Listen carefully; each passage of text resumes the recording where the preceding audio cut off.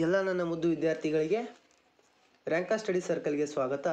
ಈ ವಿಡಿಯೋವನ್ನು ನೋಡಿದವರು ಲೈಕ್ ಮಾಡಿ ಮತ್ತು ಪ್ರಥಮ ಬಾರಿಗೆ ನಮ್ಮ ಚಾನಲ್ಗೆ ಬಂದಿದ್ದಲ್ಲಿ ಹೆಚ್ಚಿನ ವಿಡಿಯೋಗಳಿಗಾಗಿ ಸಬ್ಸ್ಕ್ರೈಬ್ ಮಾಡಿಕೊಳ್ಳಿ. ನಾವು ಇವತ್ತು 10ನೇ ತರಗತಿ ಮತ್ತು 12ನೇ ತರಗತಿಯಲ್ಲಿ ಬರ್ತಕ್ಕಂಥ 5 ಮಾರ್ಕ್ನ ಕಂಪಲ್ಸರಿ ಕ್ವಶನ್ ಯಾವುದಂದರೆ ಪತ್ರಲೇಖನಗಳು. ಪತ್ರಲೇಖನವನ್ನು ಕನ್ನಡದಲ್ಲಿ 5 ಮಾರ್ಕ್ಗೆ ಬಂದೇ ಬರುತ್ತೆ. ಈ ಪತ್ರಲೇಖನದ ಬಗ್ಗೆ ನಾವು ಇವತ್ತು ನೋಡ್ಕೊಳ್ಳೋಣ. ಎಷ್ಟು ಮಾರ್ಕ್ ಬರುತ್ತೆ? 5 ಮಾರ್ಕ್ಗೆ ಫಿಕ್ಸ್ ಕ್ವಶನ್ ಇದು ಬಂದೇ ಬರುತ್ತೆ. ತುಂಬ ಇಂಪಾರ್ಟೆಂಟ್ ಆಗಿದೆ. ಯಾರು ಎಕ್ಸಾಮ್ನಲ್ಲಿ ವೀಕ್ ಇದ್ದಾರೋ ಅವ್ರಿಗೆ ಪಾಸ್ ಆಗೋಕ್ಕೆ ಇದು ತುಂಬ ಈಸಿಯಾಗಿರುತ್ತೆ. ನಾನು ತುಂಬ ಈಸಿಯಾಗಿ ಹೇಳ್ಕೊಡ್ತೇನೆ. ಪತ್ರ ಬರೆಯುವಾಗ ನಾವು ಗಮನಿಸಬೇಕಾದಂಥ ಅಂಶಗಳು ಯಾವ್ಯಾವ ಅಂತ ನೋಡ್ಕೊಳ್ಳಿ. ಇವಾಗ ಪತ್ರದ ಪ್ರಾರಂಭದ ಒಕ್ಕಣೆ ಅಂದರೆ ಏನು? ನಾವು ಇಂದ ಗೆ ಮತ್ತು ನಾವು ಸಂಬೋಧನೆಗಳನ್ನು ಮಾಡ್ತೀವಲ್ಲ, ಮಾತೋಶ್ರೀ ಮತ್ತು ತೀರ್ಥರೂಪ ತಂದೆಯವರಿಗೆ, ಈ ಥರ ಸಂಬೋಧನೆಗಳನ್ನು ಮಾಡಬೇಕು. ಮತ್ತು ವಿಷಯವನ್ನು ಬರೆದ್ರೆ ಈ ಟೋಟಲಾಗಿ ಇವೆಲ್ಲ 4 ಪಾಯಿಂಟ್ಗಳನ್ನ ಬರೆದ್ರೆ 1 ಅಂಕ ಸಿಗುತ್ತೆ. ಮತ್ತು ಪತ್ರದ ಒಡಲು ಯಾವುದಂದರೆ ವಿಷಯ ವಿವರಣೆ ಮಾಡಿದರೆ 2 ಅಂಕ ಸಿಗುತ್ತೆ. ಮತ್ತು ಲಾಸ್ಟ್ಗೆ ಮುಕ್ತಾಯ, ಇಂತಿ, ಸ್ಥಳ, ದಿನಾಂಕ ಮತ್ತು ನಿಮ್ಮ ಸಹಿ ಮಾಡಿದರೆ 1 ಅಂಕ ಸಿಗುತ್ತೆ. ಮತ್ತು ಭಾಷಾ ಶೈಲಿ, ಪದ ಬಳಕೆ, ವಿನ್ಯಾಸಗಳಿಗೆ 1 ಅಂಕ. ಟೋಟಲಾಗಿ 5 ಅಂಕಗಳು ಸಿಗುತ್ತೆ. ಪತ್ರಲೇಖನದಲ್ಲಿ ಬರ್ತಕ್ಕಂಥ ವಿಧಗಳು ಯಾವ್ಯಾವ ಅಂದರೆ, ಒಂದು ಖಾಸಗಿ ಪತ್ರಗಳು, ಇನ್ನೊಂದು ವ್ಯಾವಹಾರಿಕ ಪತ್ರಗಳು. ಖಾಸಗಿ ಪತ್ರಗಳೆಂದರೆ ನಮ್ಮ ವೈಯಕ್ತಿಕ ಪತ್ರಗಳಂದರೆ ನಮ್ಮ ಗೆಳೆಯರಿಗೆ, ನಮ್ಮ ಕುಟುಂಬದವರಿಗೆ ಬರೀತಕ್ಕಂಥ ಪತ್ರಗಳಾಗಿವೆ. ವ್ಯಾವಹಾರಿಕ ಪತ್ರಗಳಂದರೆ ಆಫೀಸಿಯಲ್ ಲೆಟರ್ಸ್ ಅಂತ ಕರೀತಾರೆ. ಇವುಗಳನ್ನು ನಾವು ಅಧಿಕಾರಿಗಳಿಗೆ, ನಮ್ಮ ಮುಖ್ಯೋಪಾಧ್ಯಾಯರಿಗೆ ಮುಂತಾದವರುಗಳಿಗೆ ಬರೆಯೋದು ಯಾವುದಂದರೆ ವ್ಯಾವಹಾರಿಕ ಪತ್ರಗಳಾಗಿವೆ. ಇವಾಗ ನಾವು ಪತ್ರದಲ್ಲಿ ಆರಂಭದಲ್ಲಿ ಯಾವ ರೀತಿಯ ಸಂಬೋಧನೆಯನ್ನು ಮಾಡಬೇಕು ಅಂತ ನೋಡ್ಕೊಳ್ಳೋಣ. ತಂದೆಯವರಿಗೆ ತೀರ್ಥರೂಪ, ತಾಯಿಯವರಿಗೆ ಮಾತೃಶ್ರೀ, ಅಣ್ಣರವರಿಗೆ ತೀರ್ಥರೂಪ ಸಮಾನರಾದ ಅಂದರೆ ಅವರು ತಂದೆಯ ಸಮಾನರಾದಂಥವರು ಅಂತ. ಮತ್ತು ಅಕ್ಕನವರಿಗೆ ಮಾತೃಶ್ರೀ ಸಮಾನರಾದ, ತಮ್ಮನಿಗೆ ಚಿರಂಜೀವಿ, ಗೆಳೆಯರಿಗೆ ಪ್ರೀತಿಯ ಗೆಳೆಯನಿಗೆ ಅಥವಾ ಗೆಳತಿಗೆ, ಅಧಿಕಾರಿಗಳಿಗೆ ಮಾನ್ಯರೇ ಅಂತ ಸಂಬೋಧನೆ ಮಾಡಬೇಕು. ಗೌರವ ಸಂಬೋಧನೆ ಅಂದರೆ ಪತ್ರವನ್ನು ಅಂತ್ಯ ಮಾಡುವಾಗ ಯಾವ ಸಂಬೋಧನೆಯನ್ನು ಮಾಡಬೇಕಂದ್ರೆ ಅಧಿಕಾರಿಗಳಿಗೆ ಧನ್ಯವಾದಗಳೊಂದಿಗೆ ಅಂತ ಮಾಡಬೇಕು. ತಂದೆ ತಾಯಿ ಹಿರಿಯರಿಗೆ ನಮಸ್ಕಾರಗಳು ಅಂತ ಮಾಡಬೇಕು. ಕಿರಿಯರಿಗೆ ಆಶೀರ್ವಾದಗಳು ಅಂತ ಮಾಡಬೇಕು. ಗೆಳೆಯನಿಗೆ ಮತ್ತು ಗೆಳತಿಗಳಿಗೆ ಏನಂತ ಮಾಡಬೇಕು? ವಂದನೆಗಳು ಅಂತ ಸಂಬೋಧನೆ ಮಾಡಬೇಕಾಗುತ್ತೆ. ನಾವಿವಾಗ ಏನು ಖಾಸಗಿ ಪತ್ರದ ಮಾದರಿಯನ್ನು ನೋಡ್ಕೊಳ್ಳೋಣ. ಖಾಸಗಿ ಪತ್ರದ ಮಾದರಿ ಹೆಂಗೆ ಬರುತ್ತೆ ಅಂದರೆ ಇದು ನೋಡ್ಕೊಳ್ಳಿ, ಈ ಥರ ಬರುತ್ತೆ. ಇದನ್ನು ಒಂದು ಸಾರಿ ಸ್ಕ್ರೀನ್ಶಾಟ್ ತಗೊಳ್ಳಿ. ನಾನು ಒಂದೊಂದು ವಿಷಯವನ್ನು ಝೂಮ್ ಇನ್ ಮಾಡಿಕೊಂಡು ಹೇಳ್ತೀನಿ. ಇವಾಗ ಫಸ್ಟ್ ಇಲ್ಲಿ ನಮ್ಮ ಬಲಭಾಗದಲ್ಲಿ ದಿನಾಂಕ ಮತ್ತು ನಮ್ಮ ಸ್ಥಳವನ್ನು ಬರ್ಕೋಬೇಕು. ಕ್ವಶನ್ ಪೇಪರಲ್ಲಿ ಕೊಟ್ಟಿರ್ತಾರೆ ದಿನಾಂಕ ಮತ್ತು ಸ್ಥಳ. ಕೊಟ್ಟಿಲ್ಲ ಅಂದರೆ ನೀವೇ ಯಾವುದಾದ್ರೂ ಒಂದು ಸ್ಥಳ ಮತ್ತು ದಿನಾಂಕವನ್ನು ಬರಿಬೇಕು. ಇವಾಗ ಇವರಿಂದ ಅಂದರೆ ಕ್ವಶನ್ ಪೇಪರಲ್ಲಿ ಕೊಟ್ಟಿರ್ತಾರೆ. ಏನಂತ ಕೊಟ್ಟಿರ್ತಾರೆ ಅಂದರೆ, ನೀವು ಕಲ್ಪನೆ ಮಾಡ್ಕೊಳ್ಳಿ, ನೀನು ಸಚಿನ್ ಅಂತ ನಿಮ್ಮ ಹೆಡ್ ಮಾಸ್ಟರ್ಗೆ ರಜೆಗೋಸ್ಕರ ವೈಯಕ್ತಿಕ ಪತ್ರವನ್ನು ಬರಿ ಅಂತ ಕೊಟ್ಟಿರ್ತಾರೆ. ಆವಾಗ ನೀನು ಅಲ್ಲಿ ಕ್ವಶನಲ್ಲಿ ಯಾರ ಹೆಸರನ್ನು ಕೊಟ್ಟಿರ್ತಾರೆ ಅವನಂತ ನೀನು ಕಲ್ಪನೆ ಮಾಡಿಕೊಂಡು ನಿನ್ನ ಅಡ್ರೆಸ್ಸನ್ನು ಬರಿಬೇಕಾಗತ್ತೆ. ನೆಕ್ಸ್ಟ್ ಇವರಿಗೆ ಅಂದರೆ ಯಾರಿಗೆ ಬರಿಬೇಕು? ಮುಖ್ಯೋಪಾಧ್ಯಾಯರಿಗೆ ಬರಿಬೇಕು, ಇಲ್ಲಾಂದರೆ ಅಧಿಕಾರಿಗಳಿಗೆ ಬರಿಬೇಕು. ಹೀಗೆ ನೀವು ಯಾರಿಗೆ ಲೆಟ್ರ್ ಬರೆಯೋಕ್ಕೆ ಇಷ್ಟಪಡ್ತೀರೋ ಅವರ ಇಲ್ಲಿ ವಿಳಾಸವನ್ನು ಇಲ್ಲಿ ಬರಿಬೇಕಾಗತ್ತೆ. ಆಮೇಲೆ ಇಲ್ಲಿ ನೋಡಿ ಸಂಬೋಧನೆ ಬಂದಿದೆ ನೋಡಿ, ಮಾನ್ಯರೇ ಅಂತ ಅಧಿಕಾರಿಗಳಿಗೆ ಮತ್ತು ಯಾವುದೇ ರೀತಿಯ ಏನಂತಾರೆ ವೈಯಕ್ತಿಕ ಪತ್ರಗಳಲ್ಲಿ ಮಾನ್ಯರೇ ಅಂತ ಸಂಬೋಧನೆ ಮಾಡಬೇಕಾಗುತ್ತೆ. ವಿಷಯ ಏನಂದರೆ, ನೀವು ರಜೆ ಬೇಕಾಗಿದ್ದರೆ ನನಗೆ 2 ದಿನಗಳ ರಜೆಯ ಕುರಿತು ಈ ಪತ್ರವನ್ನು ಲೇಖನವನ್ನು ಬರೀತಿದ್ದೇನೆ, ಅಥವಾ ನನಗೆ ನನ್ನ LC ಬೇಕಾಗಿರೋ ಕುರಿತು ಬರಿತಿದ್ದೇನೆ ಅಂತ ಯಾವುದೋ ಒಂದು ವಿಷಯ ಕೊಟ್ಟಿದ್ದಲ್ಲಿ ಆ ಕ್ವಶನ್ನಲ್ಲಿ ಕೊಟ್ಟಿರ್ತಾರೆ ಯಾವ ವಿಷಯ ಬಗ್ಗೆ ಬರೀಬೇಕಂತ, ಅದರ ಕುರಿತು ಇಲ್ಲಿ ಅದರ ಕುರಿತು ಅಂತ ಬರೀಬೇಕು. ನನಗೆ 2 ದಿನದ ರಜೆಯ ಕುರಿತು, ಇಲ್ಲಾಂದರೆ ನನಗೆ LC ಬೇಕು ಅದರ ಕುರಿತು, ಈ ಥರ ಬರೀಬೇಕಾಗತ್ತೆ. ಆಮೇಲೆ ಆ ವಿಷಯದ ಕುರಿತು ಒಂದು ಸ್ವಲ್ಪ ಏನಾದರೂ ಒಂದು ಸ್ವಲ್ಪ ವಿವರಣೆ ಬರೀಬೇಕು. ಏನು ವಿವರಣೆ ಬರೀಬೇಕಂದ್ರೆ, ನಾನು XYZ ನಾನು 2 ದಿನಗಳ ರಜೆಯನ್ನು ಕೋರುತ್ತೇನೆ, ಏಕೆಂದರೆ ನಮ್ಮ ಅಣ್ಣನ ಮದುವೆ ಇದೆ, ನಮ್ಮ ತಂಗಿಯ ಮದುವೆ ಇದೆ, ಇಲ್ಲಾಂದರೆ ನನಗೆ ಹುಷಾರಿಲ್ಲ, ಈ ಥರ ಯಾವುದಾದ್ರೂ ಒಂದು ರೀಸನ್ನ ಬರೀಬೇಕು. ಮುಂದೆ ನೀವು ನನ್ನ ರಿಕ್ವೆಸ್ಟನ್ನು, ನನ್ನ ಮನವಿಯನ್ನು ಪೂರೈಸ್ತೀರಿ ಅಂತ ಅನ್ಕೊತೀನಿ. ಈ ಥರ ಸ್ವಲ್ಪ ವಿವರಣೆ ಬರೀಬೇಕು. ಲಾಸ್ಟಿಗೆ ವಂದನೆಗಳೊಂದಿಗೆ ಅಂತ ಅಂತ್ಯದಲ್ಲಿ ಸಂಬೋಧನೆಯನ್ನು ಮಾಡಬೇಕು. ವಂದನೆಗಳೊಂದಿಗೆ ಅಂತ ಸಂಬೋಧನೆ ಮಾಡಿ ಇಂತಿ ನಿಮ್ಮ ವಿಶ್ವಾಸಿ ಅಂತ ಬರೆದು ಕೆಳಗಡೆ ಅಲ್ಲಿ ಕ್ವಶನ್ ಪೇಪರಲ್ಲಿ ಕೊಟ್ಟಿರ್ತಾರೆ ಅವರ ಹೆಸರನ್ನು ಬರೀಬೇಕು. ಆಮೇಲೆ ಹೊರ ವಿಳಾಸ ಬರೆದ್ರು ಅಷ್ಟೇ, ಬರೀಲಿಲ್ಲ ಅಂದ್ರೂ ಅಷ್ಟೇ, ಇದನ್ನೆಲ್ಲ ತಲೆ ಕೆಡಿಸ್ಕೊಳ್ಳೋಕೆ ಹೋಗಬೇಡಿ.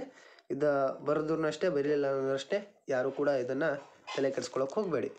ಇದು ವೈಯಕ್ತಿಕ ಪತ್ರದ ಫಾರ್ಮೇಟ್ ಆಗಿದೆ. ಈ ವೈಯಕ್ತಿಕ ಪತ್ರವನ್ನು ಈ ರೀತಿ ಬರೆದ್ರೆ ಎಷ್ಟು 5 ಮಾರ್ಕನ್ನು ಫಿಕ್ಸ್ ಆಗಿ ಕೊಡ್ತಾರೆ.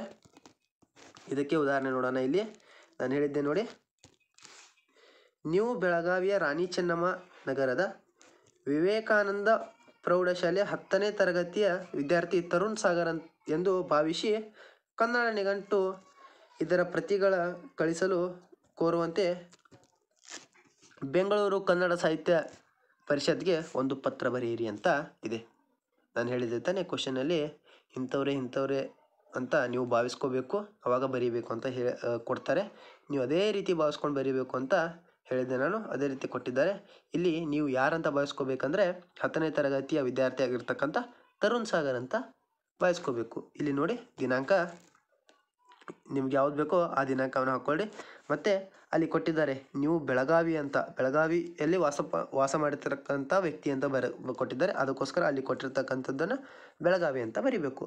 ಇವಾಗ ನೆಕ್ಸ್ಟ್ ನಾವು ಇವರಿಂದ ಅಥವಾ ಇಂದ, ಇಲ್ಲಿ ಯಾರ ವಿಳಾಸವನ್ನು ಬರಿಬೇಕಂದ್ರೆ ನಮ್ಮ ವಿಳಾಸ, ಅಂದರೆ ನಾವು ಯಾರಂತ ಭಾವಿಸ್ಕೊಂಡಿರ್ತೀವೋ ಅವರ ವಿಳಾಸವನ್ನು ಬರಿಬೇಕು. ಇಲ್ಲಿ ನಾವು ತರುಣ್ ಸಾಗರ್ ಆಗಿದ್ದೇವೆ. ತರುಣ್ ಸಾಗರ್ 10ನೇ ತರಗತಿ ವಿವೇಕಾನಂದ ಪ್ರೌಢಶಾಲೆ ರಾಣಿ ಚೆನ್ನಮ್ಮ ನಗರ ಬೆಳಗಾವಿ ಅಂತ ಬರಿಬೇಕು. ನಾವು ಯಾರಿಗೆ ಬರಿಬೇಕು ಅಂದರೆ ಮಾನ್ಯ ವ್ಯವಸ್ಥಾಪಕರು ಕನ್ನಡ ಸಾಹಿತ್ಯ ಪರಿಷತ್ತು ಚಾಮರಾಜಪೇಟೆ ಬೆಂಗಳೂರಿಗೆ ಬರಿಬೇಕು. ಇಲ್ಲಿ ಕೊಟ್ಟಿದ್ದಾರೆ ನೋಡಿ, ಏಕೆಂದರೆ ಯಾರಿಗೆ ಬರಿಬೇಕು ಅಂತ ಕೊಟ್ಟಿದ್ದಾರೆ, ಬೆಂಗಳೂರಿನ ಕನ್ನಡ ಸಾಹಿತ್ಯ ಪರಿಷತ್ಗೆ ಬರೀರಿ ಅಂತ ಕೊಟ್ಟಿದ್ದಾರೆ. ನಾವು ಮಾನ್ಯ ವ್ಯವಸ್ಥಾಪಕರು ಕನ್ನಡ ಸಾಹಿತ್ಯ ಪರಿಷತ್ತು ಬೆಂಗಳೂರು ಇಷ್ಟೇ ಬರೆದ್ರು ಓಕೆ ಆಗುತ್ತೆ. ಚಾಮರಾಜಪೇಟೆ ಇದನ್ನು ಬರೆದ್ರು ಅಷ್ಟೇ, ಬರಲಿಲ್ಲ ಅಂದರೆ ಅಷ್ಟೇ, ಅಲ್ಲೇನು ಪ್ರಾಬ್ಲಮ್ ಇಲ್ಲ.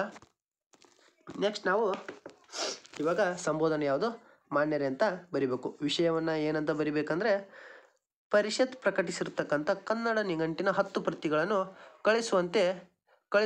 ಕಳಿಸುವ ಕುರಿತು ವಿಷಯ ಅಂತ ಆಗಿದೆ. ಇವಾಗ ನೆಕ್ಸ್ಟ್ ವಿವರಣೆಯನ್ನು ಯಾವ ರೀತಿ ಹೇಳಿದ್ದಾರೆ ಅಂತ ನೋಡ್ಕೊಳ್ಳಿ. ವಿವರಣೆಯನ್ನು ಯಾವ ರೀತಿ ಹೇಳಿದ್ದಾರೆ ಅಂದರೆ, ಈ ಮೇಲಿನ ವಿಷಯಕ್ಕೆ ಸಂಬಂಧಿಸಿದಂತೆ ತಾವು ಪ್ರಕಟಿಸಿರುವಂತಹ ಕನ್ನಡ ನಿಘಂಟು ತುಂಬ ಚೆನ್ನಾಗಿದೆ ಎಂದು ನಮ್ಮ ಕನ್ನಡದ ಶಿಕ್ಷಕರು ತಿಳಿಸಿದ್ದಾರೆ. ಹಾಗಾಗಿ ನನಗೆ ಮತ್ತು ನನ್ನ ಗೆಳೆಯರಿಗೆ 10 ಪ್ರತಿಗಳು ಬೇಕಾಗಿವೆ. ಆದ ಕಾರಣ ದಯಮಾಡಿ 10 ಪ್ರತಿಗಳನ್ನು ನನ್ನ ವಿಳಾಸಕ್ಕೆ VPP ಮೂಲಕ ಕಳಿಸಿಕೊಡಲು ಕೇಳಿಕೊಳ್ಳುತ್ತೇನೆ. ಇದರ ಒಟ್ಟು ಮೌಲ್ಯ ₹500 ಇವುಗಳನ್ನು ಬ್ಯಾಂಕ್ನ ಹುಂಡಿಯನ್ನು ಮುಂಗಡವಾಗಿ ಈ ಪತ್ರದ ಜೊತೆಗೆ ಲಗತ್ತಿಸಿ ಕಳುಹಿಸಿರುತ್ತೇನೆ. ಆದಷ್ಟು ಬೇಗ ಈ ಪುಸ್ತಕಗಳನ್ನು ಕಳುಹಿಸಿಕೊಡುವಾಗಿ ವಿನಂತಿಸಿಕೊಳ್ಳುತ್ತೇನೆ ಅಂತ ಐತೆ. ಆಮೇಲೆ ಲಾಸ್ಟ್ಗೆ ಸಂಬೋಧನೆ ಏನಂದರೆ, ವಂದನೆಗಳೊಂದಿಗೆ ಅಂತ ಮಾಡಿ ಇವಾಗ ಇಂತಿ ನಿಮ್ಮ ವಿಶ್ವಾಸಿ ತರುಣ್ ಸಾಗರ್ ಅಂತ ಐತೆ. ಇವಾಗ ಸೇಮ್ ಹೊರ ವಿಳಾಸ ಅಂದ್ರೂ ಅಲ್ಲಿ ಕೂಡ ಸೇಮ್ ಅದೇ ಬರಿಬೇಕು. ಸೊ ಇದನ್ನು ಬರೆದ್ರೂ ಅಷ್ಟೇ, ಬರೀಲಿಲ್ಲ ಅಂದರೂ ಅಷ್ಟೇ, ಏನು ಇದ್ರ ಬಗ್ಗೆ ಜಾಸ್ತಿ ನೀವು ಟೆನ್ಷನ್ ಮಾಡ್ಕೊಳ್ಳೋಕೆ ಹೋಗಬೇಡಿ. ಇವಾಗ ಇದೇ ಸೇಮ್, ಇದು ಕೂಡ ಏನು ವೈಯಕ್ತಿಕ ಪತ್ರ ಆಗಿದೆ. ಇದನ್ನು ಒಂದ್ಸರಿ ನಾನು ಜೂಮ್ ಮಾಡ್ತೀನಿ, ಇದನ್ನು ಸ್ಕ್ರೀನ್ಶಾಟ್ ತಗೊಳ್ಳಿ ಮತ್ತು ಇದನ್ನು ಒಂದ್ಸರಿ ನೀವೇ ಮನೆಯಲ್ಲಿ ಕೂತ್ಕೊಂಡು ಓದ್ಕೊಳ್ಳಿ ಅಥವಾ ಪ್ರಾಕ್ಟೀಸ್ ಮಾಡ್ಕೊಳ್ಳಿ ಅಂತ ನಾನು ಹೇಳ್ತೇನೆ. ನೆಕ್ಸ್ಟ್ ನಾವು ಇವಾಗ ಯಾವ್ದ್ರ ಕಡೆ ಹೋಗೋಣ ಅಂದರೆ ವೈಯಕ್ತಿಕ ಪತ್ರದ ಮಾದರಿ ಕಡೆಗೆ ಹೋಗೋಣ. ವೈಯಕ್ತಿಕ ಪತ್ರದ ಮಾದರಿ. ವೈಯಕ್ತಿಕ ಪತ್ರಗಳಂದರೆ ಏನು? ನಮ್ಮ ಕುಟುಂಬದವರಿಗೆ, ನಮ್ಮ ಗೆಳೆಯರಿಗೆ ಕಳಿಸ್ತಕ್ಕಂಥ ಪತ್ರಗಳು. ಇವುಗಳು ಹೆಂಗೆ ಬರೀಬೇಕು ಅನ್ನೋದನ್ನು ನಾವಿವಾಗ ನೋಡ್ಕೊಳ್ಳೋಣ. ವೈಯಕ್ತಿಕ ಪತ್ರಗಳಲ್ಲಿ ದಿನಾಂಕ ಮತ್ತು ಸ್ಥಳ ಬರುತ್ತೆ. ಅಲ್ಲಿ ಕೂಡ ಕೊಟ್ಟಿರ್ತಾರೆ ಕ್ವಶನ್ನಲ್ಲಿ ನೀವು XYZ ಅಂತ ಕಲ್ಪಿಸಿಕೊಳ್ಳಿ, ಮತ್ತು ಅವ್ರ ಎಲ್ಲ ಅಡ್ರೆಸ್ಸನ್ನು ಕೊಟ್ಟಿರ್ತಾರೆ. ಅದೇ ರೀತಿ ನಾವು ಬರಿಬೇಕು. ದಿನಾಂಕವನ್ನು ನಿಮಗೆ ಎಕ್ಸಾಮ್ ಡೇಟ್ ಯಾವುದಿರುತ್ತೋ ಅದು ಕೂಡ ಬರಿಬೋದು, ಇಲ್ಲ ನೀವು ಯಾವುದೋ ಒಂದು ಕಲ್ಪನೆ ಮಾಡ್ಕೊಂಡು ಕೂಡ ಬರಿಬೋದು. ಅದನ್ನೇನು ನೀವು ಜಾಸ್ತಿ ತಲೆ ಕೆಡಿಸ್ಕೊಳ್ಳೋಕೆ ಹೋಗಬೇಡಿ. ಇಲ್ಲಿ ನೋಡಿ, ಇವರಿಂದ ಅಂದರೆ ನಿಮ್ಮ ವಿಳಾಸವನ್ನು ಇಲ್ಲಿ ಬರೀಬೇಕು. ಬರೀ ನಿಮ್ಮ ವಿಳಾಸವನ್ನು ಮಾತ್ರ ಬರೀಬೇಕು. ಸಂಬೋಧನಾ ಪದ ಆವಾಗಲೇ ಹೇಳಿದ್ದೇನೆ. ಸಂಬೋಧನಾ ಪದ ಅಂದರೆ ತಂದೆಯವರಿಗೆ ಬರೀತಿದ್ದರೆ ತೀರ್ಥರೂಪ ತಂದೆಯವರಿಗೆ, ತಾಯಿಯವರಿಗೆ ಬರೀತಾ ಇದ್ದರೆ ಮಾತೃಶ್ರೀ ತಾಯಿಯವರಿಗೆ, ಅಣ್ಣನಿಗೆ ಬರೀತಿದ್ರೆ ತೀರ್ಥರೂಪ ಸಮಾನರಾದ ಅಣ್ಣನಿಗೆ. ಈ ಥರ ಸಂಬೋಧನಾ ಪದಗಳನ್ನು ಇಲ್ಲಿ ಬಳಸಬೇಕು. ಸ್ಟಾರ್ಟಿಂಗಲ್ಲಿ ನಾನು ಇಲ್ಲಿ ಆರೋಗ್ಯವಾಗಿದ್ದೇನೆ, ನೀವು ಕೂಡ ಆರೋಗ್ಯವಾಗಿದ್ದೀರಿ ಅಂತ ನಾನು ಭಾವಿಸ್ತೇನೆ. ಈ ಥರ ಸ್ಟಾರ್ಟ್ ಮಾಡಿಬಿಟ್ಟು ನೀವು ಯಾವ ರೀತಿ ನೀವು ಯಾವುದು ವಿಷಯದ ಬಗ್ಗೆ ಕೊಟ್ಟಿರ್ತಾರೆ ಅಂದರೆ, ಇವಾಗ ಒಂದು ಯಾವುದು ನಿಮ್ಮ ಮನೆಯ ಬಗ್ಗೆ ಕುರಿತು ಬರೆಯಿರಿ, ಇಲ್ಲ ನಿಮ್ಮ ಪರಿಸ್ಥಿತಿಯ ಕುರಿತು ಬರೆಯಿರಿ ಅಂತ ಕೊಟ್ಟಿದ್ದಾಗ ಅದರ ಬಗ್ಗೆ ಸ್ವಲ್ಪ ವಿವರಣೆ ಮಾಡಬೇಕು ಇಲ್ಲೆಲ್ಲ. ಆಮೇಲೆ ಲಾಸ್ಟಿಗೆ ನಮಸ್ಕಾರಗಳೊಂದಿಗೆ ಅಂತ ಸಂಬೋಧನೆ ಮಾಡಿ ಇಲ್ಲಿ ಇಂತಿ ನಿಮ್ಮ ಪ್ರೀತಿಯ ಮಗ, ಮಗಳು, ಗೆಳತಿ, ಗೆಳೆಯ, ತಮ್ಮ, ತಂಗಿ ಈ ಥರ ಬರೆದ್ಬಿಟ್ಟು ಏನು ಅವರ ಕೆಳಗಿನ ಹೆಸರನ್ನು ಬರೀಬೇಕು. ಆಮೇಲೆ ನಾನು ಆವಾಗಲೇ ಹೇಳಿದ್ದೇನೆ, ಹೊರ ವಿಳಾಸ ಇದೇನೈತೆ ಇದ್ರ ಬಗ್ಗೆ ಜಾಸ್ತಿ ತಲೆ ಕೆಡಿಸ್ಕೊಳಕ್ಕೆ ಹೋಗ್ಬೇಡಿ. ಬರೆದ್ರು ಅಷ್ಟೇ, ಬರೆಯಲ್ಲೂ ಅಷ್ಟೇ. ಇಲ್ಲಿ ಜಾಸ್ತಿ ತಲೆ ಕೆಡಿಸ್ಕೋಬೇಡಿ. ಇಲ್ಲಿ ಸ್ವಲ್ಪ ಬರೀಬೇಕು ಅಂತ ನಾನು ಅನ್ಕೊತೇನೆ. ಯಾಕಂದರೆ ಇಲ್ಲಿ ಫಸ್ಟ್ಗೆ ಇಂದ ಮಾತ್ರ ಬರೆದಿದ್ದೇವೆ, ಯಾರಿಗೆ ಬರೀಬೇಕು ಅಂತ ಬರೆದಿರಲ್ಲ. ಸೊ ಇಲ್ಲಿ ಬರೀಬೇಕು. ವೈಯಕ್ತಿಕ ಪತ್ರದಲ್ಲಿ 2 ಸರಿ ಬರೆಯೋಕ್ಕೆ ಹೋಗ್ಬೇಡಿ, ಹೊರ ವಿಳಾಸ ಬರೆಯೋಕ್ಕೆ ಹೋಗ್ಬೇಡಿ. ಇಲ್ಲಾದರೆ ಬರೀರಿ, ಇಲ್ಲಾದರೆ ಬರೆದ್ರೆ ಒಳ್ಳೆಯದು, ಇಲ್ಲಾದರೆ ಬರೆದ್ರೆ ಒಳ್ಳೆಯದು. ಇವಾಗ ಇದ್ರದ್ದೊಂದು ಉದಾಹರಣೆಯನ್ನು ನೋಡ್ಕೊಳ್ಳೋಣ. ಉದಾಹರಣೆಯಲ್ಲಿ ಏನಂತ ಕೊಟ್ಟಿದ್ದಾರೆ ನೋಡಿ. ನಿಮ್ಮನ್ನು ಪ್ರಕೃತಿ ಅಂತ ಭಾವಿಸಿಕೊಂಡು SSLC ಪರೀಕ್ಷಾ ಸಿಬ್ಬಂದಿ ಕುರಿತು ಬೇರೆ ಊರಿನಲ್ಲಿರ್ತಕ್ಕಂಥ ನಿಮ್ಮ ತಂದೆ, ತಾಯಿ, ಸಹೋದರ, ಸಹೋದರಿ, ಗೆಳೆಯ, ಗೆಳತಿಗೆ ಪತ್ರ ಬರೆಯಿರಿ ಅಂತ ಕೊಟ್ಟಿದ್ದಾರೆ. ನೀವೇನು ಪ್ರಕೃತಿ ಅಂದರೆ ಅಂತ ಭಾವಿಸ್ಕೊಂಡು ಬರೀರಿ ಅಂತ ಕೊಟ್ಟಿದ್ದಾರೆ. ಇವಾಗ ನೀವು ಪ್ರಕೃತಿ ನಿಮ್ಮ ಹೆಸರೇನು? ಪ್ರಕೃತಿ ಅಂತ. ದಿನಾಂಕ ನಿಮ್ಮ ಎಕ್ಸಾಮ್ ಡೇಟ್ ಯಾವುದಿರುತ್ತೆ ಅದನ್ನು ಬರೀರಿ. ಊರು ಯಾವುದೋ ಒಂದು ಊರನ್ನು ಬರೀರಿ, ಬೇಕಂದರೆ ಬೆಂಗಳೂರು ಬರೀರಿ, ಬೆಳಗಾವಿ ಬರೀರಿ, ಯಾವುದೋ ಒಂದು ಬರೀರಿ. ಆಮೇಲೆ ನೀವು ಇಂದಲ್ಲಿ ಪ್ರಕೃತಿ ಅನ್ನೋದನ್ನು ಬರೀಬೇಕು. ಆಮೇಲೆ ಯಾವುದೋ ಒಂದು ಸ್ಕೂಲ್ನ ಹೆಸರನ್ನು ಬರೀರಿ. ನಿಮ್ಮ ಸ್ಕೂಲ್ ಹೆಸರು ಬರೆದ್ರೂ ಓಕೆ, ಇಲ್ಲ ಬೇರೆ ಸ್ಕೂಲ್ ಹೆಸರನ್ನು ಬರೆದ್ರೂ ಓಕೆ. ಆಮೇಲೆ ಈ ಥರ ವಿಳಾಸವನ್ನು ನೀವು ಬರೀಬೇಕಾಗತ್ತೆ. ಆಮೇಲೆ ನೆಕ್ಸ್ಟು ನೀವು ಯಾರಿಗೆ ಬರಿತೀರಾ ಅಂದರೆ, ಗೆಳೆಯನಿಗೆ ಬರೆಯೋದಿದ್ರೆ ಗೆಳೆಯರಿಗೆ, ಗೆಳತಿಗೆ ಯಾರಿಗಾದ್ರೂ ಬರೆಯೋದಿದ್ರೆ ಬರಿಬೋದು. ಇಲ್ಲಿ ತೀರ್ಥರೂಪ ತಂದೆಯವರಿಗೆ ಅಂತ ಬರೆದಿದ್ದಾರೆ, ಅಂದರೆ ಅವ್ರ ತಂದೆಯವರಿಗೆ ಉದಾಹರಣೆಯಲ್ಲಿ ಪತ್ರವನ್ನು ಬರೆದಿದ್ದಾರೆ. ಇಲ್ಲಿ ನೋಡಿ, ನಿಮ್ಮ ಮಗಳಾದ ಪ್ರಕೃತಿ ಮಾಡುವ ಶಿರಸಾಷ್ಟಾಂಗ ನಮಸ್ಕಾರಗಳು ಅಂತ ಫಸ್ಟಿಗೆ ಸ್ಟಾರ್ಟ್ ಮಾಡಿದ್ದಾರೆ. ಆಮೇಲೆ ಇಲ್ಲಿ ನೋಡಿ ವಿಷಯವನ್ನು ಹೆಂಗೆ ಬರೆದಿದ್ದಾರೆ ಅಂದರೆ, ನಾನು ಇಲ್ಲಿ ಆರೋಗ್ಯದಿಂದ ಇದ್ದೇನೆ, ನೀವು ಕೂಡ ಆರೋಗ್ಯದಿಂದ ಇದ್ದೀರಿ ಅಂತ ಭಾವಿಸ್ತೇನೆ. ನಾನು ತಿಳಿಸುವುದೇನೆಂದರೆ, ಮಾರ್ಚ್ 24, 2024ರಂದು ಜರುಗುವ SSLC ಪರೀಕ್ಷೆಗೆ ಸಾಕಷ್ಟು ಅಭ್ಯಾಸ ಮಾಡಿ ಪರೀಕ್ಷಾ ಸಿದ್ಧತೆ ಮಾಡಿಕೊಳ್ಳುತ್ತಿದ್ದೇನೆ. ನನ್ನ ಶಾಲೆಯಲ್ಲಿ ಶಿಕ್ಷಕರು ಬದಲಾದ ಪಠ್ಯ ಮತ್ತು ನೂತನ ಪದ್ಧತಿ ಕುರಿತು ಸಾಕಷ್ಟು ಮಾಹಿತಿಯನ್ನು ಒದಗಿಸಿದ್ದಾರೆ. ಈ ಪರೀಕ್ಷೆಯಲ್ಲಿ 99% ಅಂಕಗಳನ್ನು ಗಳಿಸಲು ಸಾಕಷ್ಟು ಶ್ರಮದ ಜೊತೆಗೆ ನಿಶ್ಚಿತ ಗುರಿಯನ್ನು ಇಟ್ಟುಕೊಂಡಿದ್ದೇನೆ. ಈಗಾಗಲೇ 4 ರೂಪನಾತ್ಮಕ ಪರೀಕ್ಷೆಗಳು ಮುಗಿದಿದ್ದು ಅದರಲ್ಲಿ ಉತ್ತಮ ಅಂಕಗಳನ್ನು ಪಡೆದಿದ್ದೇನೆ. ನಿಮ್ಮೆಲ್ಲ ಆಶೀರ್ವಾದ, ಗುರುಗಳ ಆಶೀರ್ವಾದ ನನ್ನ ಮೇಲೆ ಇರಲಿ. ಹಾಗೆಯೇ ಮಾತೃಶ್ರೀಯವರಿಗೆ ಅನಂತ ನಮಸ್ಕಾರಗಳು ತಿಳಿಸಿ, ಈ ಪತ್ರ ಮುಟ್ಟಿದ ಕೂಡಲೇ ತಮ್ಮ ಕ್ಷೇಮ ಸಮಾಚಾರ ಕುರಿತು ಪತ್ರವನ್ನು ಬರೆಯಿರಿ ಅಂತ ಇಲ್ಲಿ ವಿಷಯವನ್ನು ಹೇಳಿದ್ದಾರೆ. ವಿಷಯದ ನಂತರ ನೋಡಿ, ನಮಸ್ಕಾರಗಳೊಂದಿಗೆ ಇಂತಿ ನಿಮ್ಮ ಪ್ರೀತಿಯ ಮಗಳು ಪ್ರಕೃತಿ ಅಂತ ಬರೀಬೇಕು. ಆಮೇಲೆ ಇಲ್ಲಿ ಹೊರ ವಿಳಾಸವನ್ನು ಯಾರೋ ಒಬ್ಬರನ್ನ ಇಮೇಜಿನ್ ಮಾಡ್ಕೊಳ್ರಿ ಮತ್ತು ಬರೆದು ಬಿಡ್ರಿ, ಅಷ್ಟೇ ಮುಗೀತು. ಇಲ್ಲಿಗೆ ನೀವು ವೈಯಕ್ತಿಕ ಪತ್ರಗಳು ನೋಡಿ, ಒಂದು ಸಾರಿ ಜೂಮ್ ಇನ್ ಮಾಡ್ತೀನಿ, ಬೇಕಂದರೆ ಇದನ್ನು ಸ್ಕ್ರೀನ್ಶಾಟ್ ತೊಗೊಳ್ಳಿ. ಇದು 2ನೇ ಉದಾಹರಣೆಯಾಗಿದೆ. ಇದನ್ನು ಬೇಕಿದ್ದರೆ ಸ್ಕ್ರೀನ್ಶಾಟ್ ತೊಗೊಂಡು ಏನು ಮಾಡಿ ನೀವೇ ಓದ್ಕೊಳ್ಳಿ ಅಂತ ಹೇಳ್ತೇನೆ. ಇವಾಗ ನಾನು ಪತ್ರಲೇಖನವನ್ನು ಯಾವ ರೀತಿ ಬರೀಬೇಕು, ಅದರಲ್ಲಿ ವೈಯಕ್ತಿಕ ಪತ್ರಲೇಖನವನ್ನು ಯಾವ ರೀತಿ ಬರೀಬೇಕು ಮತ್ತು ವೈಯಕ್ತಿಕ ಪತ್ರಲೇಖನವನ್ನು ಯಾವ ರೀತಿ ಬರೀಬೇಕು ಮತ್ತು ವ್ಯಾವಹಾರಿಕ ಪತ್ರಲೇಖನಗಳನ್ನು ಯಾವ ರೀತಿ ಬರೀಬೇಕು ಅಂತ ನಾನು ಖಾಸಗಿ ವ್ಯಾವಹಾರಿಕ ಪತ್ರಲೇಖನಗಳನ್ನು ಯಾವ ರೀತಿ ಬರೀಬೇಕಂತ ನಾನು ಹೇಳಿದ್ದೇನೆ. ಇವು 5 ಮಾರ್ಕ್ಸ್ಗೆ ಕಂಪಲ್ಸರಿಯಾಗಿ ಬಂದೇ ಬರುತ್ತೆ. ಇದೇ ರೀತಿ ನೀವು ಫಿಕ್ಸ್ ಕ್ವಶನ್ಗಳನ್ನು ತಿಳಿದುಕೊಳ್ಳಲು ಮತ್ತು ಅವುಗಳನ್ನು ಅಭ್ಯಾಸ ಮಾಡಲು ನಮ್ಮ ಚಾನಲನ್ನು ಸಬ್ಸ್ಕ್ರೈಬ್ ಮಾಡ್ಕೊಳ್ಳಿ ಮತ್ತು